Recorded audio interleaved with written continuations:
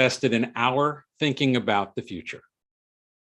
Not what you're going to do next weekend, but rather the opportunities that the world could present in the next 10 or 20 years, and how you can best position yourself to take advantage of them. Most people don't think much about this. We'll do so today, and you have a chance to participate. Welcome to the OmniFuture Live. I'm Howard Fields, the executive producer of the OmniFuture, and I'm joined by my co-hosts, Gina Clifford and Lorena Dexter Chai-Chien. Today, we're broadcasting a live workshop from the Day of the Swan 2 event presented by the Gray Swan Guild. We're joined by global futurist Steve Wells, an outstanding group of workshop participants, and of course, our listening audience. Thank you all for joining us. If you're not already one of our pre-selected workshop participants and would like to become one, please identify yourself in chat now, and we'll add you to one of our teams. Our workshop will demonstrate the use of the 4 Futures framework, a tool used to generate a set of potential futures that empower you to bring the future into the present so you can do something about it now. Our participants today include Dominic Alley, Debbie Dimoff, Jennifer He, all from Toronto, Canada, Louise Mowbray, Managing Director of Mowbray by Design in London, England, and Cape Town, South Africa, Scott Ferris with Autocable in Detroit, Michigan, Jonathan Powers, Assistant Professor of Arts and Humanities at Minerva University in Montreal, Canada, Rob Salkowitz, storyteller and strategist in Seattle, Washington, Susan Schramm, founder and principal at Go-to-Market Impact in Arlington, Virginia, Denise Sang, Director of Business Development for Ravens Bay Services in Calgary, Canada, and Mike Wittenstein, founder, strategist, and chief business advisor for Story Miners in Atlanta, Georgia. So I'll pause for a second here. Gina and Lorena, do we have any additional participants? Not yet, Howard. Okay. Well, we'll leave that to chance then. 2 key items of note. First, today's session will be recorded and will be made available as an episode of the OmniFuture podcast. And second, we do plan to answer all questions even if we run out of time today. Therefore, please ask your questions via chat, and please be sure to include your name and email address so we can respond to you directly. All righty, now we're going to share.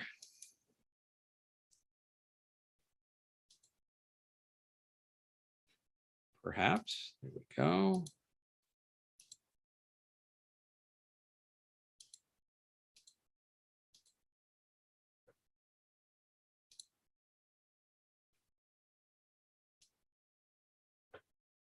Leading our workshop today is Steve Wells.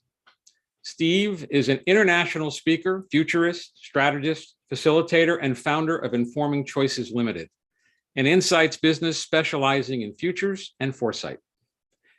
His work helps both individuals and organizations make informed choices about the emerging future. He is co-editor and a contributing author of multiple books that explore the reinvention of the future, and has previously worked in Pfizer's UK business, where he led the strategic planning process. Steve, our audience is yours. Lovely. Thank you very much indeed, Howard. And from the UK anyway, good evening. So just to kind of build on a couple of themes that Howard was mentioning, you know, we're used to this idea that we're living in a world of increasing uncertainty. We're used to thinking about a world of increasing complexity. One of the ways I couch the way that the world is changing is that we've moved from a world where we talk about change as a constant to one where change is exponential. And not only that, over the last couple of years, we've really come to understand the impact of disruptive events that we might otherwise think of as wild cards, perhaps uncertain, but clearly highly impactful. So with that context, has there ever been a better time to explore the future? So what I wanted to do now is just let everyone know the exercise that we've got for these wonderful participants to do. And then we can all enjoy the feedback once they've gone through the exercise.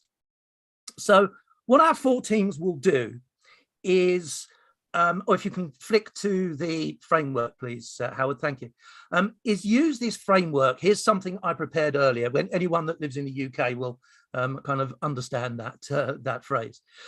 So what we're looking to do is we're looking to explore the intersection of 2 driving forces and the opposing outcomes of those driving forces. So supply chain evolution, and whether that supply chain evolution has long-term disruption, or whether we're able to really bring the supply chains back as we'd expect. And put those against the post-conflict, the conflict between Russia and Ukraine, and what that does to the geopolitical landscape. So do we see a continual deteriorating and antagonistic relationship between the West and Russia? Or do we see creeping normalization? And it's by exploring the intersection between those opposing outcomes of those driving forces that what our 4 teams will do is create a headline and then a title, and then 3 or 4 headlines, the kind of headlines that we might read in the 26th of May, 2035, New York Times, published in the metaverse. So that's the exercise that we've set for our participants. And while our participants are working on that for 15 minutes, I'm going to lay myself bare and be interrogated by Gina and Lorena. So I'm sure you're looking forward to that as much as I am. Okay, thanks, Steve. Rob and Paula, I do not see the ability to send our folks out into the breakout sessions in my controls. They may be in yours. They are in mine, and I can certainly do that for you if you need me to. Okay, then. See, if you'd like to, I can certainly see about making you a host, though, if that's what you'd like to do. Yes, that's probably the easiest way to do this. Okay, let me just have a quick look.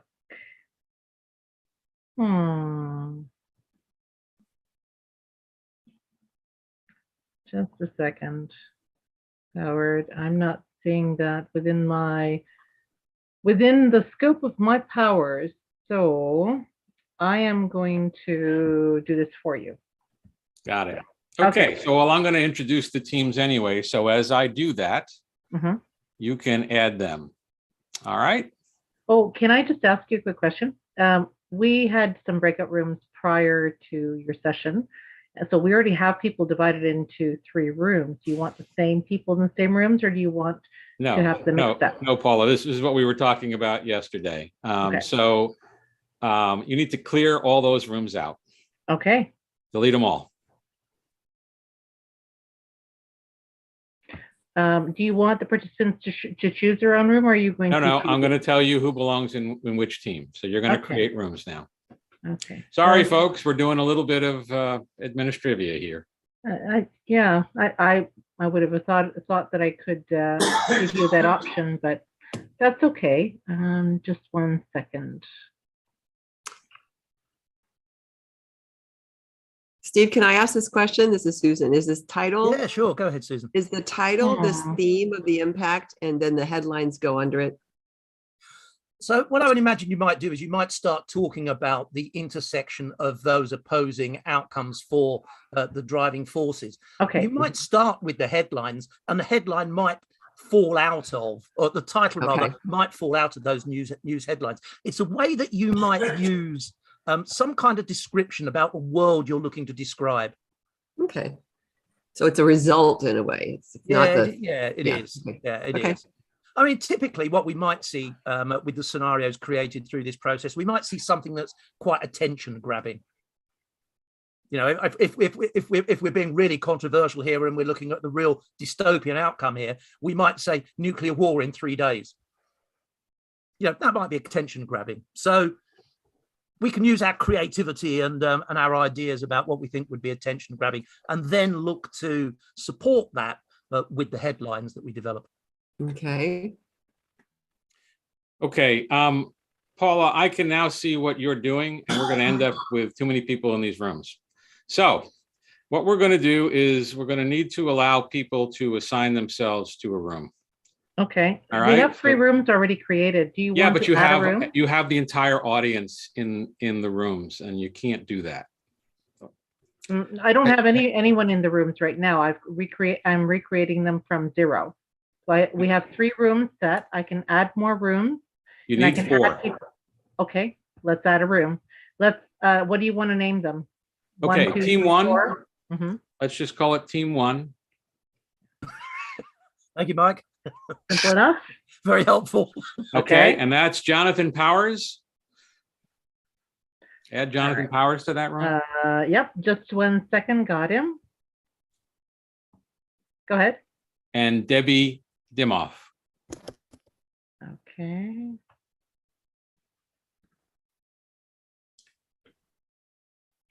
All right. So there are Team 2 2? people already in there. Uh-huh.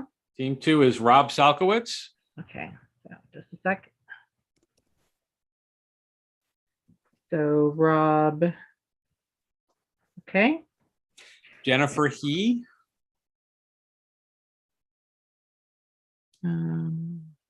Okay. And Scott Ferris.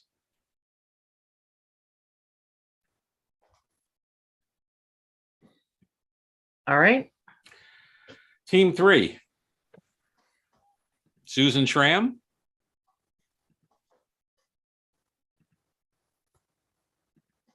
Mm-hmm. Louise Mowbray. Okay. And Dominic Alley.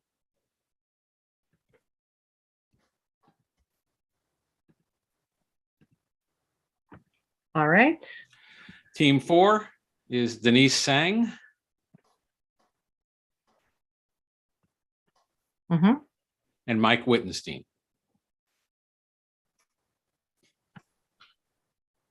Done. Okay, thank you. Can we start? now- So one more comment before we start those rooms. So for the team captains, Uh-huh. right? Jonathan, Rob Salkowitz, Susan Schramm, and Denise Sang. You have access to a form. If you look in the chat, the form identifier should be there. The form share should be there. We're looking for you to fill out just your section of this form. Before we send you to your rooms, has everyone found the form? It's actually, yeah, it should come right up. Is this this is the deck that you sent, the 2-slide deck that was sent earlier? No, this is not a deck that was, it's a, Gina, what did we post? Each team captain received a link in the chat just about 5 minutes ago to the form that they will be using, the worksheet The they will form, be using. okay, I got it, sorry. It's actually a Google slide. Wait. Okay, so Yes, Rob, you're It is okay? a slide, okay, so that's, yes. So I have a question, sorry to disrupt, but in that deck that I received as team captain of team 2, the description on the team instructions says team 2 is post-conflict geopolitical normalization and long-term disruption of broken supply lines. In this matrix, it's different. It appears to be that team 2 is vibrant economic rebound. Follow the matrix. Follow Keep the it matrix. simple. So Follow I'm the actually- single so I'm slide actually- that you have right now.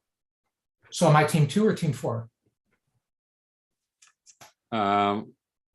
Okay, so we lost 2 participants this morning due to COVID and a death in the family. So we've kind of pulled an audible here. So Rob, you are running team 2. That's fine. And team 2 is downturn or team 2 is vibrant economic rebound?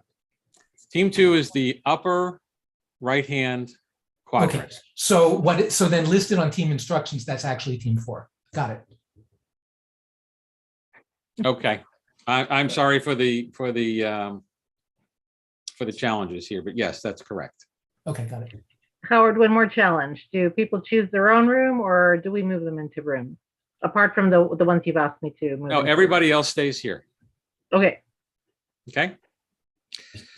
All righty. Let's send everybody off. Paula. So just those that you've assigned to those Yep. rooms. Just start the rooms. We'll see you in 15 minutes, folks. Great. Sorry, guys, computer crash over here.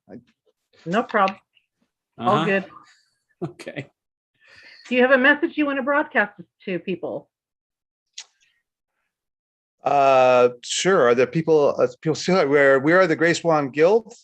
We are live on YouTube. We are recording our Day of the Swan. This is the second annual Day of the Swan. Please show me a finger when I have to stop filling air. Welcome. You Howard. don't have to fill air. We're in the midst of the production, Got Rob. it. So we may have lost one of the feeds out, but we were live here. Yeah, I transferred on my way out. I was able to transfer host to Sean, the magic of Zoom, but I had to change computers. Okay. And that's why my background is backwards. Rob Tyree. No, it looks fine on this end. Oh, good. So what right. I was asking was a broadcast to the people in the room. Did you need me to do that or no? Oh, Okay, gang, let's move on. I want to turn this back to Steve, but what I'm going to do is welcome my OmniFuture co-hosts, Gina Clifford and Lorena Dexter Chai-Chen, to the stage.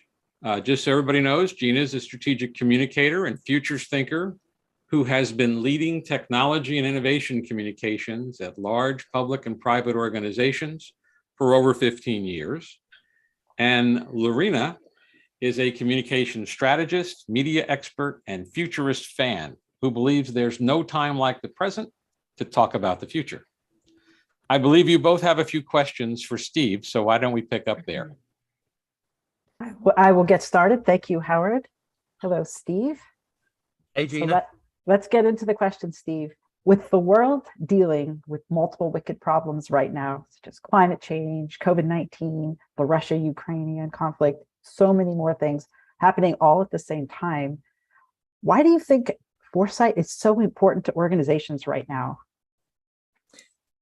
Well, for me, this goes back, I think, to something I alluded to earlier on, this idea that we're moving from a change as a constant world into an exponential change world. So if we think about the past, we have been largely able to work out what lies ahead. And that's kind of helped us come to consensus with the people we work with on the kind of things that we might have to do.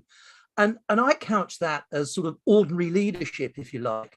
And that's ordinary leadership. That's kind of where tame problems sit, I think, where we're clear about the problem. The thing we've got to work out is the solution. Increasingly, if we genuinely believe that change is exponential, then actually the future is much harder to make sense of.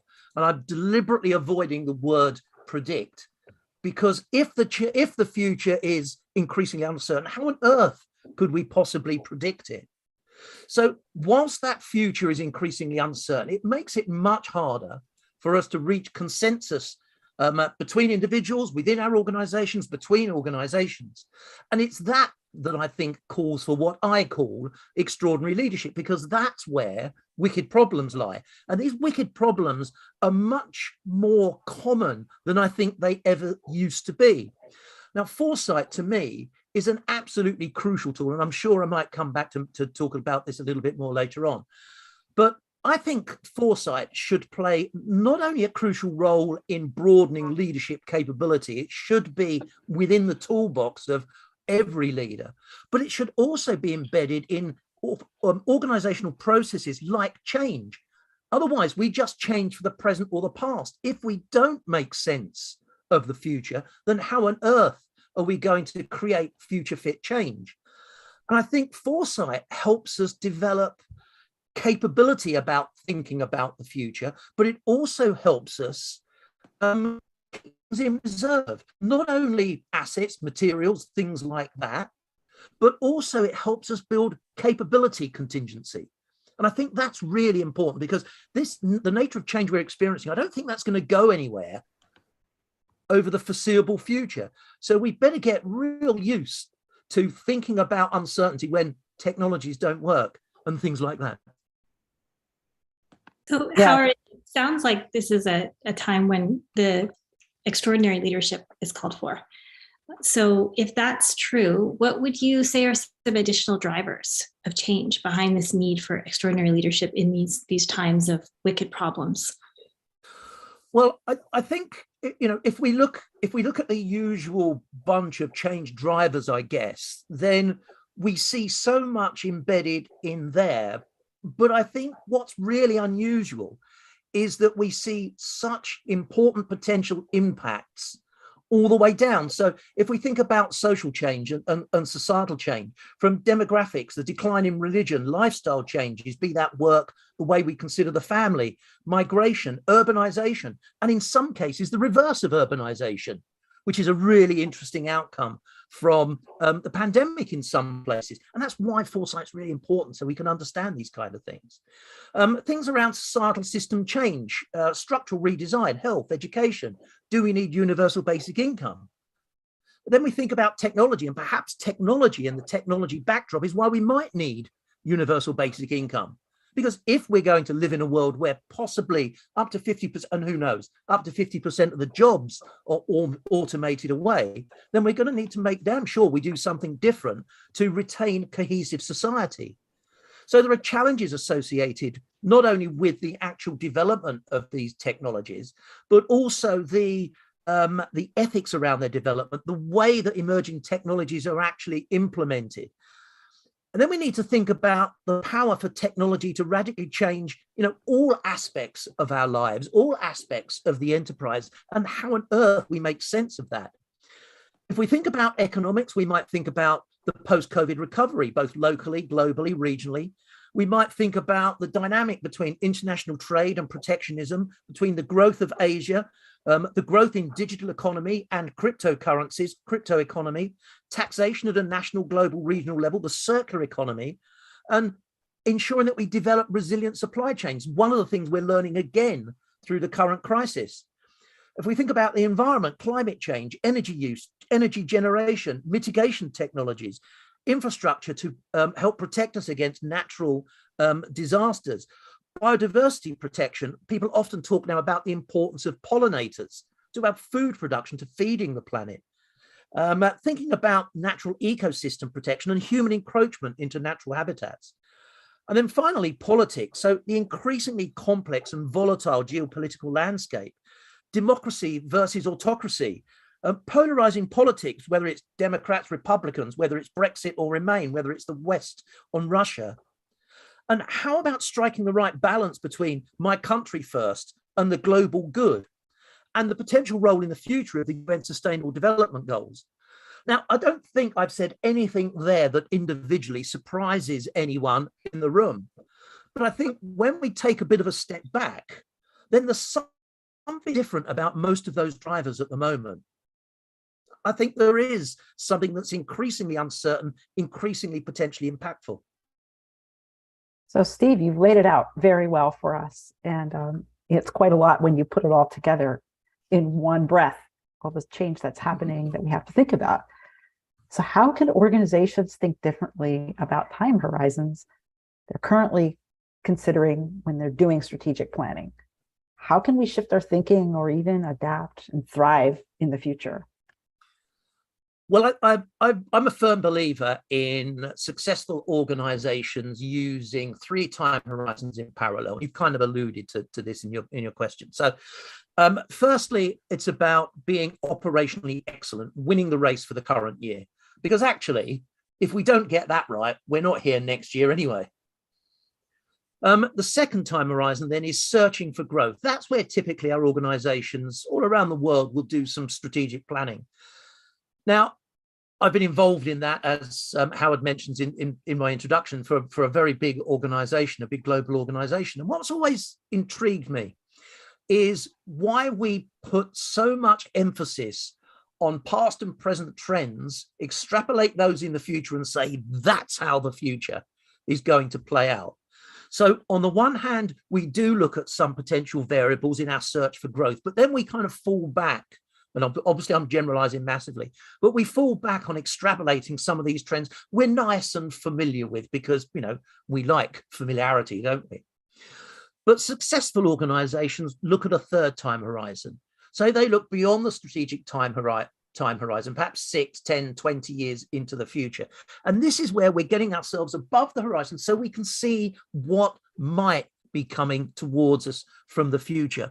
And I think that's the critical part that foresight plays. It's not about predicting a particular or a preferred outcome.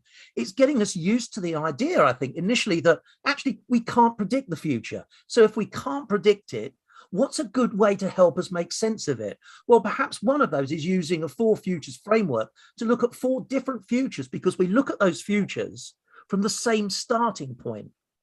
And that's really important because it helps us understand the nature of uncertainty that's inherent within our future and within the forces that we use to help us describe those plausible futures.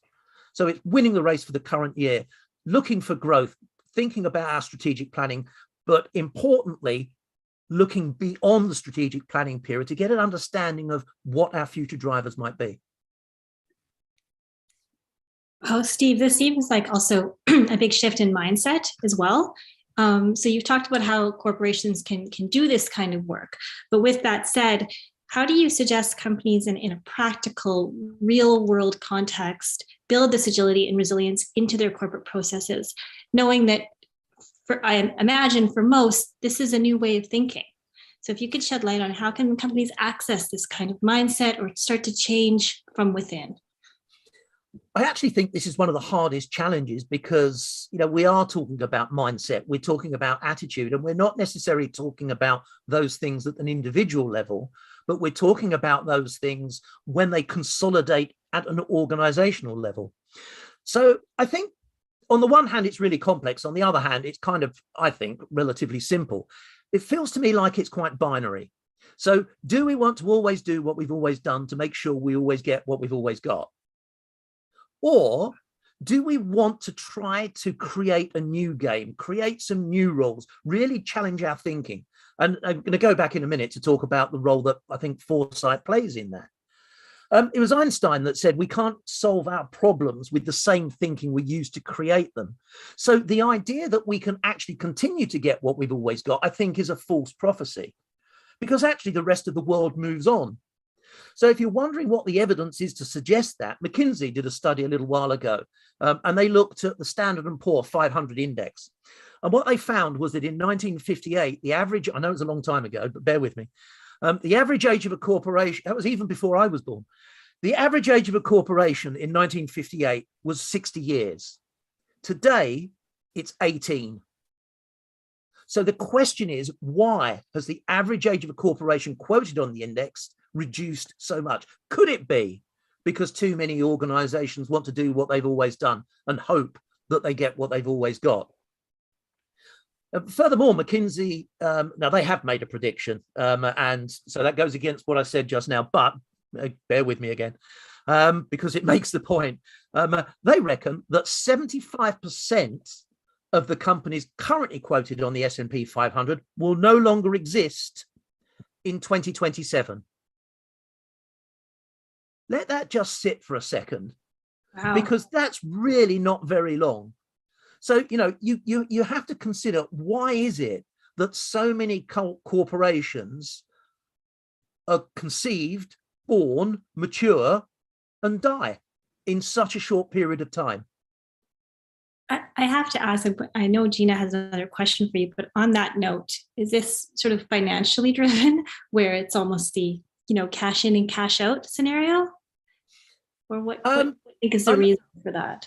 Yeah, the finance must come into it in some way, but the question is, why does the finance issue arise?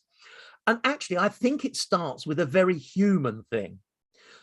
So if we've got a big organization and we're trying to encourage them to change, there's a real problem there. People don't resist change, but they do resist being changed.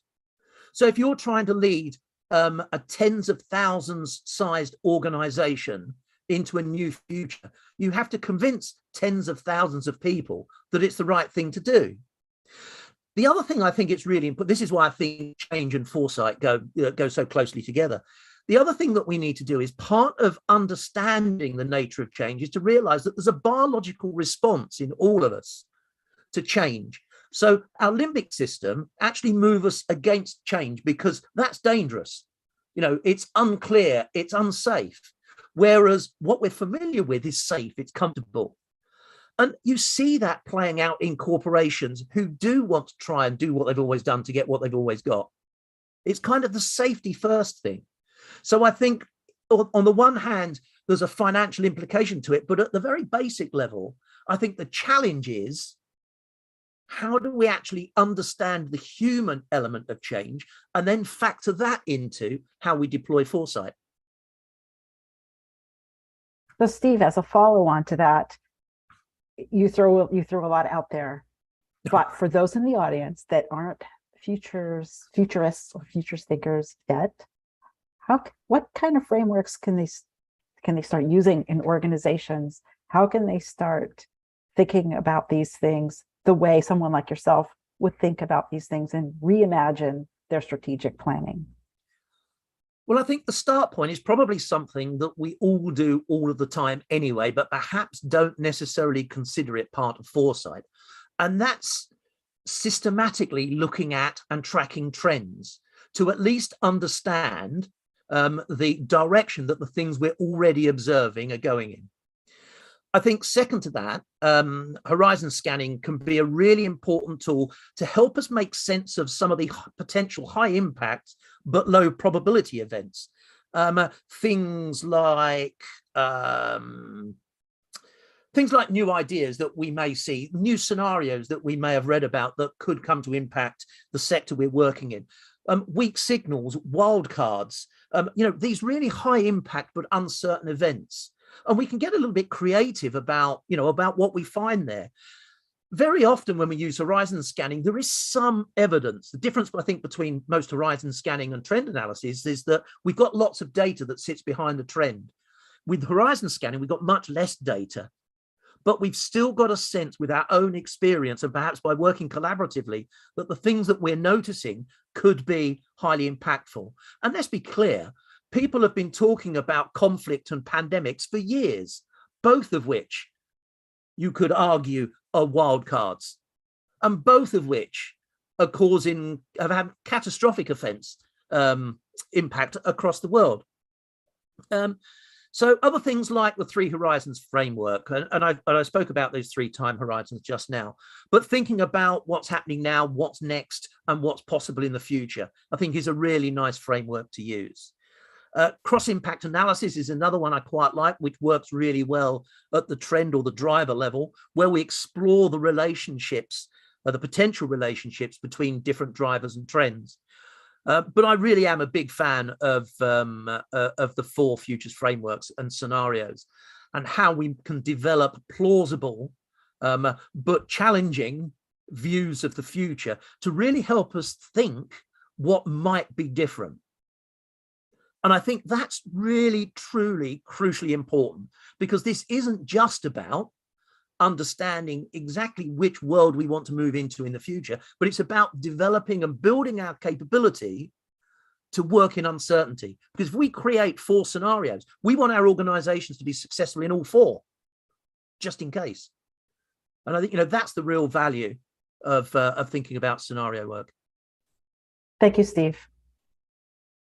I think we only have maybe 20 seconds or so, Howard. Oh, Howard, you're on mute. Are we forcing our good friends back into the room, are we? Yes. Yes. There's such power at this point. Yeah, I'm just about to bring everybody back to the room. Cool. All right, give me a sec.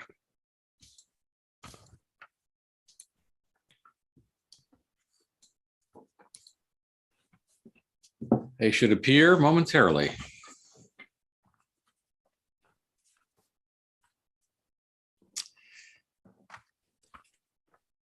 Okay, let's welcome everybody back into the main 10 session. Steve, do you want to describe this first, or do you, oh, wait a minute. Yeah, I think everybody's back. Jonathan's in.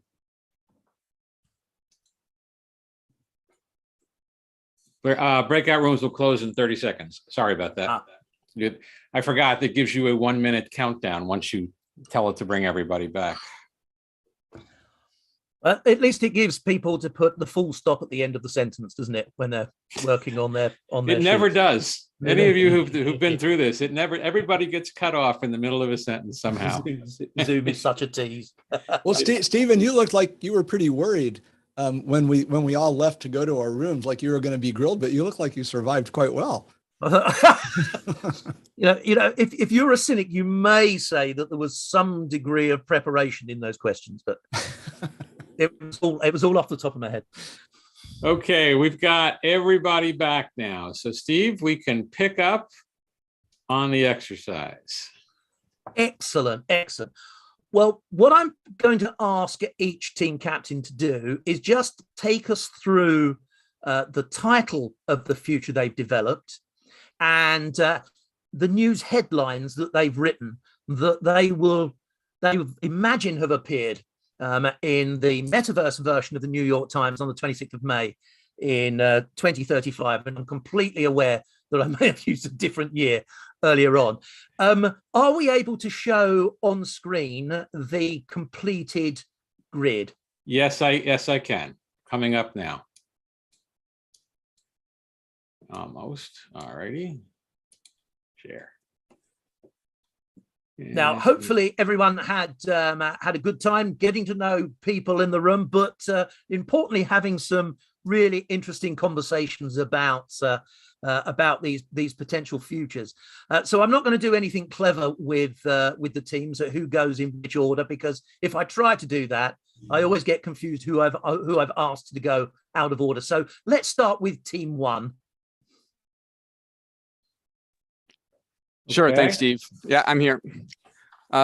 So basically, we thought that the overarching theme is that Russia becomes the new largest gray market in the world. So its status as a political pariah pushes it to look for new or to expand opportunities that aren't on the up and up in every case. Of course, our first headline, second tactical nuke hits Poland, is just looking at a deteriorating and antagonistic world here where Russia becomes, in a certain sense, has less and less to lose. Europe smashes targets for cutting fossil fuels. So Russia has already cut off the gas, and this continues and pressures Europe to finally meet the targets that nothing else seems to be able to make it meet. China's GDP surpasses the US's as Russia reorients to the east and pushes China forward with a little bit of rocket fuel there. St. Petersburg, Europe's new Silicon Valley. Russia's already a tech hub, so this is their smartest, most university plugged in city, becomes the place where costs are low. And so a lot of entrepreneurs move to St. Petersburg to take advantage of low costs, high connectivity, and minimal oversight and IP control. And then finally, more dirty money in Russia than the Cayman Islands. So their banking sector goes gray. Fantastic. I absolutely love that. What I'm going to do is I'm just going to kind of reflect on what each team tells us and then share some observations. Then hopefully there's time to open it up to the floor for some questions. But that was brilliant. Lovely. Thank you. Team two. So we're called green shoots. So we had a fundamental question at the start, which is, do we normalize on Russia's terms or do we normalize on the liberal West's terms? So by a 2-to-1 vote in the group, we determined that we're going to normalize on Western terms. So what we're seeing is the normalization has resulted because people in Russia got fed up with Putin and what was going on there. So our political vibrancy results from that, and our economic vibrancy results from decentralization of all kinds of means of innovation. So our headlines are remnants of Putin's party crushed in latest Russian Federation elections. So we're assuming that Putin himself is out of the picture and has been for quite some time, but Putinism is on the decline. Second is a third DeFi conference in Beijing is best attended yet. So this is suggesting the decentralization of finance is being embraced globally, even in places like China. We have Europe announces €1 trillion trillion euro fund to retrain climate refugees in new economic skills. So we're assuming that the climate issues have not gone away, but that we as a society are mitigating their impact by absorbing climate refugees from the global south and rationally integrating them into our vibrant and growing economy. Fourth, Global Innovation Hub decodes latest pandemic strain in 36 hours, response on the way. So this is, Jennifer was the mastermind behind our idea that 10 years hence, that innovation is bottom up and decentralized, and this is resulting in a huge democratization of innovation and capabilities. And pursuant to that, Stephen's contribution is that this is actually being supported by international regimes that protect innovation, protect intellectual property, protect global right to repair, so that basically the governments have been brought on board with transparency, good governance, and the innovation agenda. So Ghana is the 108th signatory to the Global Innovation Accords, is our vision. So we're green shoots because things are getting better, the world's getting a little greener, and shoots is we're decentralized. Fantastic. That's absolutely brilliant. I'm having said I'm going to go sort of 1 to 4 earlier, and I'm going clockwise around the screen. So team 4 next, please. Okay, we're the opposite. We're looking at scarcity and lack of trust leading the way in everything that we're dealing with. The first thing is we've seen it's a 10-year milestone since the Russian nuclear bomb went off. And we now have a death count exceeding 1.2 billion and 3.5 still suffering. We've also got some innovation going on because now the nano hazmat suits are now being offered in collaboration between Fashion Statement, Hermes House, and Bill Gates, because clearly the whole world needs these new technologies and is fearful, but there's all different ways to present them in a fashion forward way. Oh, gee, I'm seeing this is an old version of what I was typing earlier. Okay, so what I had said earlier was metaverse travel. We have travel tours for aging millennials is now sold out on the metaverse travel tours. Because now the good news is nobody can travel. The cost of travel has gotten crazy. People are unsure and not trusting other countries, but they can travel all over the world through the metaverse, and the millennials are leading the way. And the next thing is that we have now a problem because the metaverse passports required, we recently had a counterfeit ring busted who was presenting metaverse passports incorrectly. And finally, President Jeff Bezos successfully exits the planet, and he officially changes his name to Dr. Evil.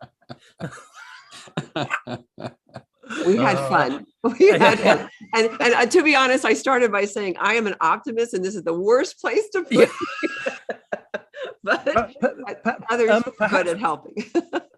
Perhaps we'll talk about dystopia and utopia a little bit later on. Okay, that's fantastic. Lovely. Thank you. Team 3, finally. So we're team 4. So we're the bottom right corner. There's a creeping normalization on our team where the red meets west.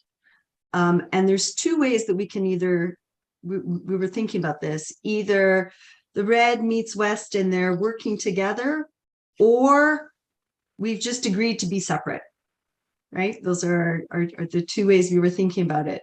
But either way, because of the deep, prolonged downturn, because of the creativity that's born out of the pandemic, we have a richer, more resilient world where consumer needs are met, and typically from a local replacement, like a farm to table sort of idea. So in our world, we don't need the supply chain, right? Supply chain, we're better off.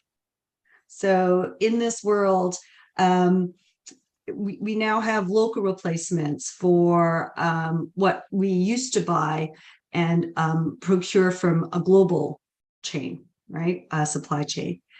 In our alternate space, where the red meets west, we're together, but in the metaverse that's controlled by the East.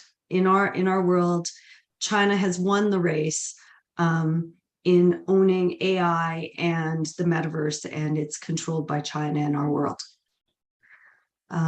Third, one of the thoughts we thought of was this scarcity of water, one of the most important resources in the world. And so Dasani is displaced by Lake Baikal, a Russian lake that is sharing the resource with the rest of the world because we're all working together. Or alternatively, in the metaverse, the sale of Lake Baikal tokens, where there's natural trust, spurs the rebuilding of real world problems, which I thought was really an interesting way to look at the world. And shout out to my teammates, Mike Wittenstein and Augustin Barasas. Wow. I mean, the point that I want to start with is, isn't it incredible how much creativity thinking about the future we can come up with by using something like the Four Futures framework? We've got some interesting kind of common themes, how often the metaverse popped up across those. We've got the really bad things coming up in common as well, with the use of nuclear weapons. But it's absolutely fascinating to me how in such a short period of time, you guys have managed to come up with such really provocative ideas about the future, all based on things that we see in terms of trends, drivers, driving forces right now. So the question that we need to ask ourselves is, if any of these futures were to come to pass, how would we deal with them? And therefore, how would we deal with any of these futures? Because they're all equally likely, they're all plausible. They're just not very likely necessarily. I think that was absolutely brilliant. I really want to thank you guys for jumping into that exercise and producing such great work. I'm blown away. Thank you so much. Should we open it up to the floor? Does anyone have any questions? I'm going to be very presumptuous here, because if you've got any questions of any of the scenarios, do ask the appropriate team. If you've got any questions for me, then I'm very happy to try and answer them as well. Steve, was the 12 years, or was the horizon that you chose very intentional? Because it was interesting as we were going through this, we had to push ourselves further. We had to say that would have already happened. You know, it was an interesting forcing. And I was wondering how you chose that timeline. Okay, it's almost as if we prepared that question, and we really haven't. Because when we were putting the exercise together, part of our discussion was, shall we go 5 years into the future? And my challenge was no, because if you ask someone to think 5 years into the future, they think today. So the idea was to push the horizon out, because, you know, if you ask someone to think 10 years into the future, then you tend to get at least between 5 and 10 years. So that was the reason for doing that. Now, there's a real challenge when you bring these processes into organizations, particularly organizations that are very operationally focused. And that's because you really have to take a very different mindset to think about the future rather than thinking about what you do right now. So as a futurist working in a consulting way with organizations, you have to be really conscious, I think, of keeping a piece of elastic between your temptation as a futurist to really push the boundaries, but also keep connected with where the organization is right now. So I think a real robust foresight process, including scenarios, absolutely has to start with trends, start with where we are now, start with a really clear question that we want the foresight to answer, so that not only do we get informed about an uncertain future, but we understand the applicability of that thinking to the organization right now. Is the exercise that follows this, if you did it with a team, to pull the common threads of what would be happening early on? I mean, I'm intrigued by what application people could have for the next 5 years. Okay, so some of the things that we might do with a Four Futures framework, having gone through the full scenario exercise, is explore how our existing strategies work in each of those four futures. Do our strategies work in each of them? If they don't, what strategies do we need? We can also look to work our way back from those futures to understand what triggers might take us to any one or all of those 4 potential futures. So we understand more about what it is that takes us to any one of those particular futures. But I do think it's really important to also bring back into the organization the kind of the process, the mindset learning that we also take. So what I mean by that is going through that whole scenario process when I was at Pfizer, 2 real interesting things particularly stuck out for me. One is that even engaging people across the organization, working collaboratively around understanding the trends, people said was a really valuable exercise, because I had no idea what this particular trend meant to that other department. So that was really important, as well as in kind of helping people understand different perspectives around the organization. The other was using the scenario outputs to help people understand how our customers' needs might change. Because this isn't just about our needs. What about our customers? How do our customers change in any one of those 4 scenarios? And therefore, how do we meet their needs? Do our existing products and services do that, or do we need new products and services? So that's the kind of way I'd suggest that we might use those. Steve, we've got one question from the audience in particular that I think I want to bring up. Stephanie Kusabab has written the following. When doing this with a group of folks who prefer to only think about the positive, how do you help them come to terms with doing all 4 quadrants?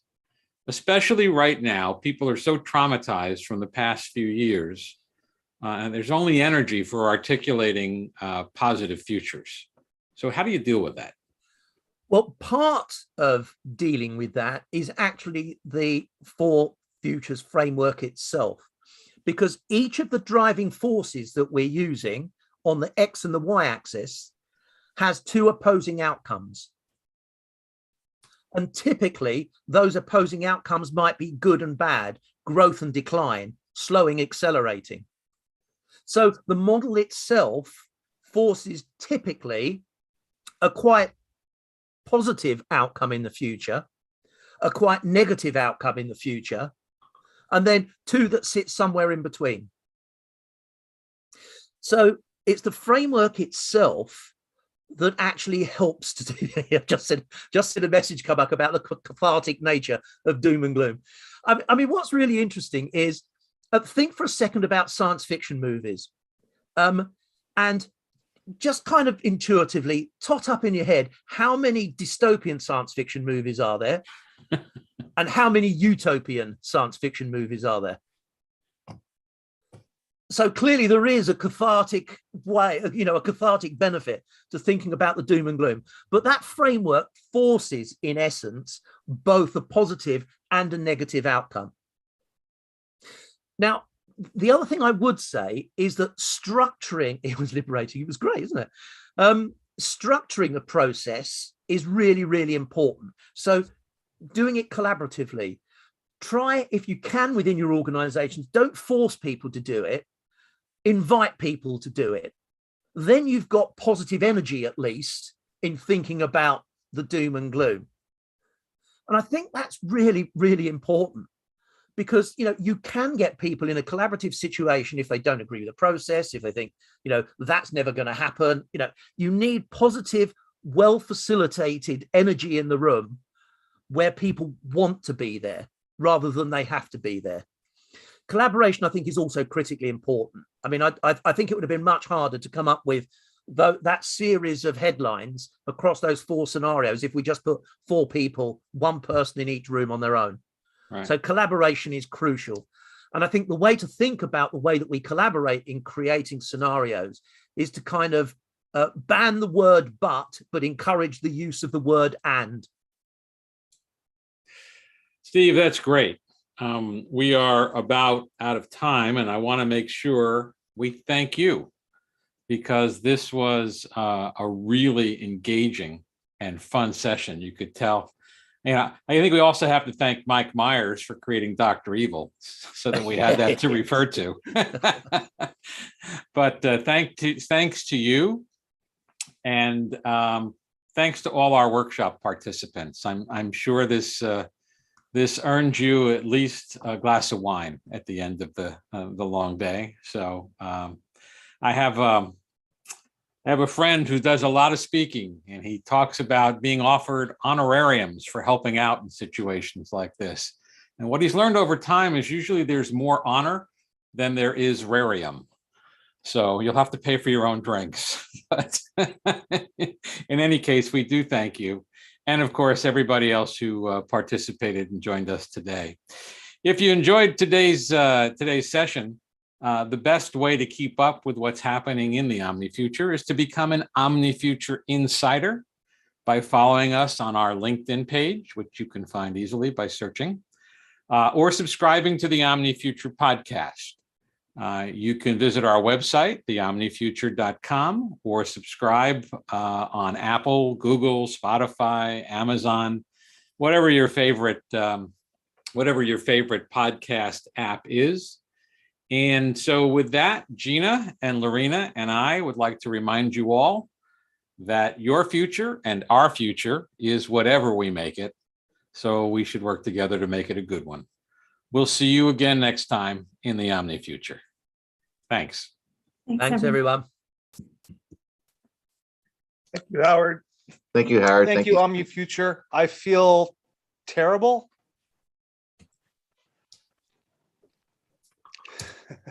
Why do you feel terrible? I am just teasing. In the darkness of a dystopian future, you have to hit the bottom and bounce. You have to have your head in the cage with the rat. You have to dig down underneath the soil to find the people to help them back to see the sun. We are the Gray Swan Guild. We are thinkers, we are makers, we are doers, we are judges, we are believers, we are fans, we are critics, we are amazing, we are golden.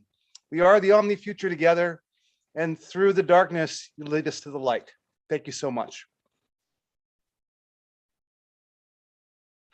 So with that, I will pause to stop the recording to have a break so we have a separation. And with your patience, it will do that.